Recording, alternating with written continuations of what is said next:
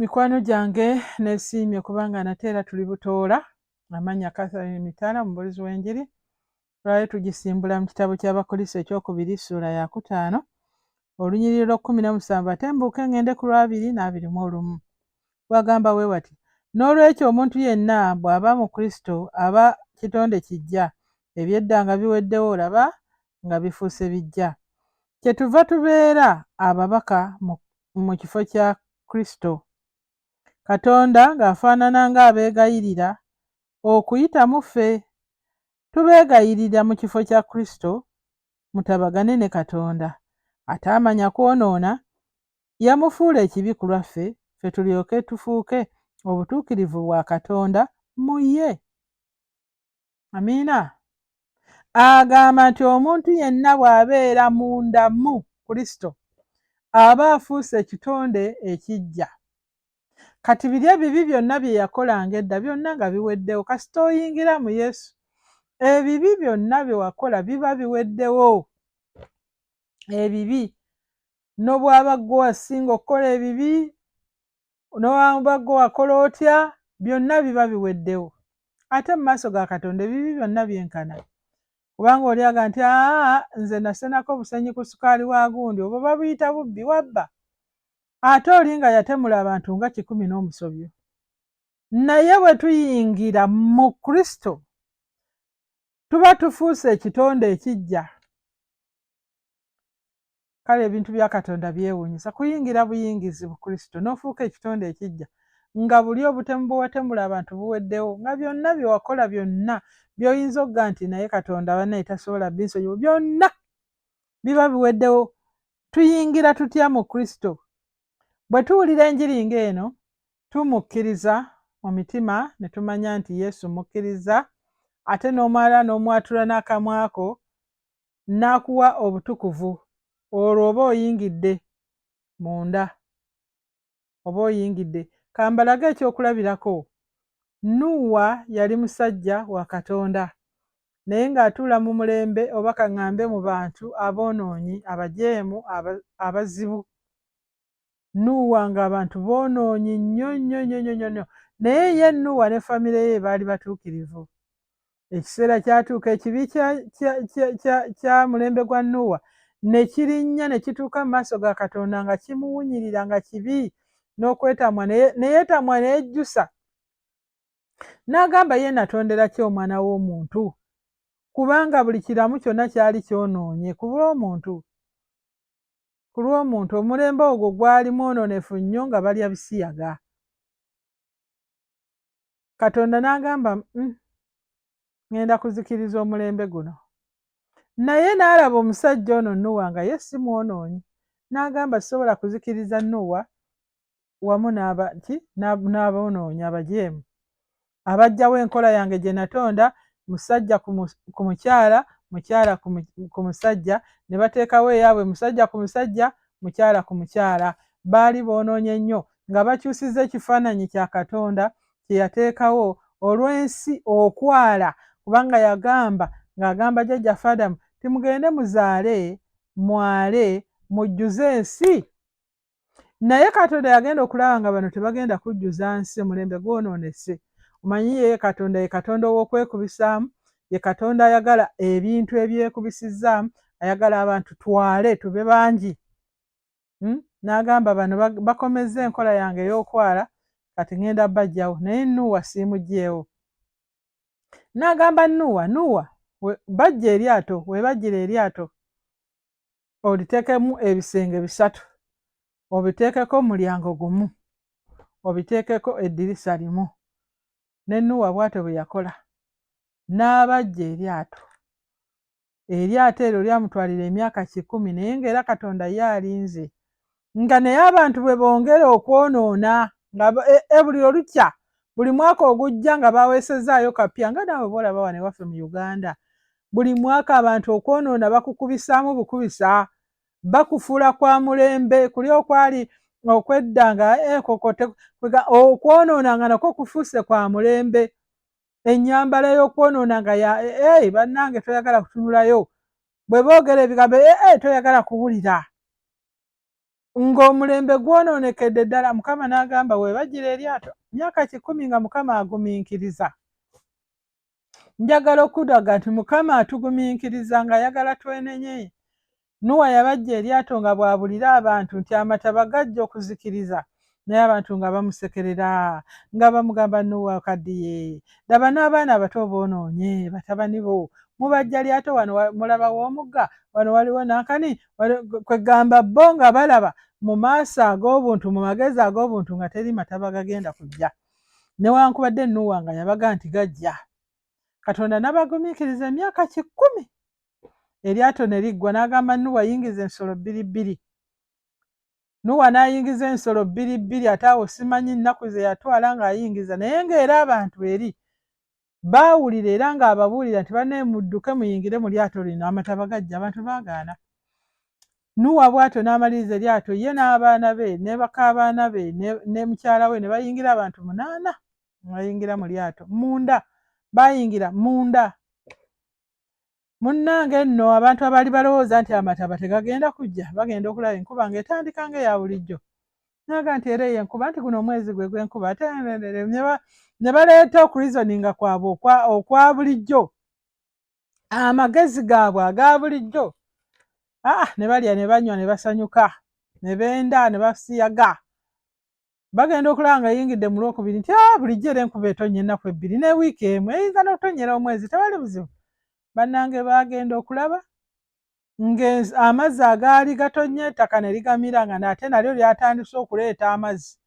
Awo emitima ne gitandika okubateekeera nga bakyalaba wali eryato lya Nuwa, ne badduka. Nuwa, nze nakusitulirako emiti luli ng'obajja eryato liggulewo nnyingire, nziza ne famire yange. Nuwa, nze jjajjaawo ow'ekabula soke. Nuwa, nze nakugira, nze muliraano awo abadde nga akuwa ebyokulya ng'obajja eryato. Bannange ng'eryato lisibe, Katonda yalisiba. Nuwa kayayingira mu lyato n'ayingiza ebiramu byonna, n'ayingiza famire ye yonna y'abantu 8, ye 7 nga ye wa 8. Katonda n'akwata ekisumuluzo n'aggalawo ng'adibya amagezigezi g'abantu, kubanga Nuwa yandibadde abasaasira. Bannange bagenda okulaba abaali bakonkona ku lyato lya Nuwa nga litandika okuseeyeeya ku mazzi. Ne bagamba nno ebintu bya Nuwa bino weebiri. Baakanda kugoba lyato nga bakyalikwata, ne baddukira ku nsozi amazzi gabagoberera, ne balinnya ku muti, amagezi gaabwe gonna ne gaddibizibwa ge baali basaze, amayumba gaabwe nga baagavaamu dda.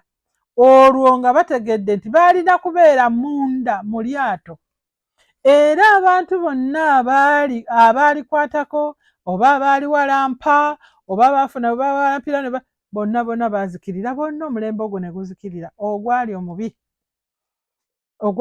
Kati wano wenvudde waga nti n'olwekyo omuntu yenna bw'abeera nonyeyo akagambo ako mu Kristo, egamba nga tali ku.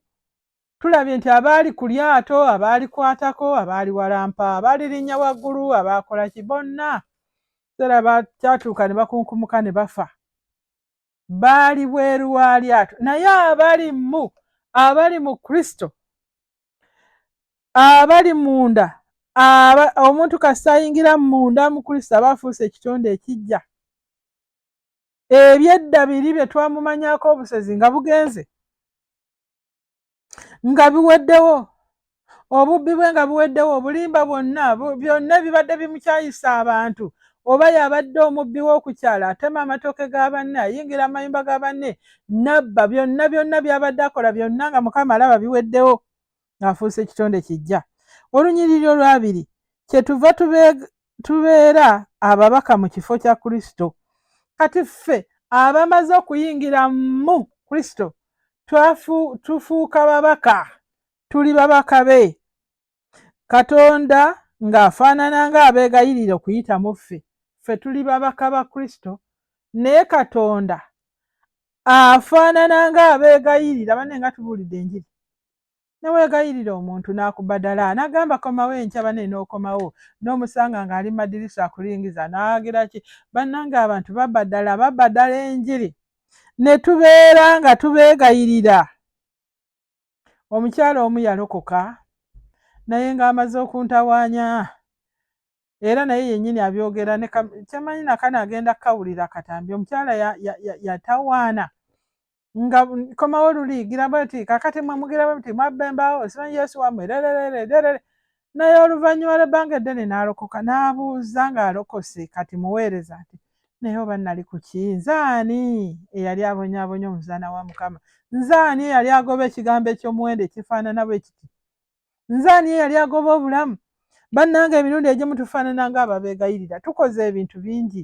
byonna nga bibasika okubaleeta eri Kristo naye nga temubirabawo tubeegayirira mu kifo kya Kristo mutabagane ne Katonda ffe kuba mujjukire Yesu takyaliwo ku nsi Kristo takyaliwo yagamba ŋŋenza okubateekerateekera ebifo mu nnyumba ya kitange ndikomawo ne mbatwala nammwe mujje mubeereyo ali bize ategeka bifo takyasobola kutambula mu nguudo z'e Kampala nga bwe yatambulira ku z'e Kaperinawumu takyasobola kutambulira ku Hoima Road nga bwe yatambuliranga e Dikapooli ng'awonya abantu ng'abasumulula takyasobola omulimu kasa yafuna ffe ababaka n'agamba kaŋŋende jjukira ababaka batandika 12 naye olwaleero oyinza otubala buli wali abantu wonna Katonda ataddewo ababaka wonna wonna ogendeyo malwaliro n'osangayo obuyimba obuwaana Yesu bannange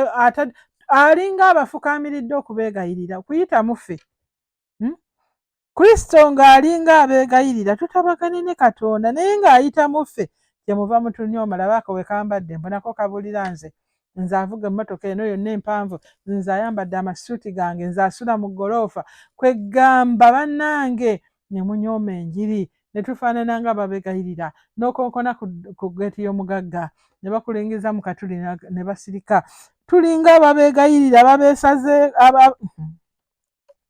tulinga ababeesibako naye nga twagala mutabagane ne Katonda nga twagala mutabagane ne Kristo ataamanya kwonoona Katonda n'amufuula ekibi ku lwaffe ye teyamanya kwonoona naye bannange era eyo mbeera eringa yakwegayirira Yesu Kristo gye yava n'ava mu ggulu ajje ku lulo ne ku lwange n'otokiraba mukaabuntu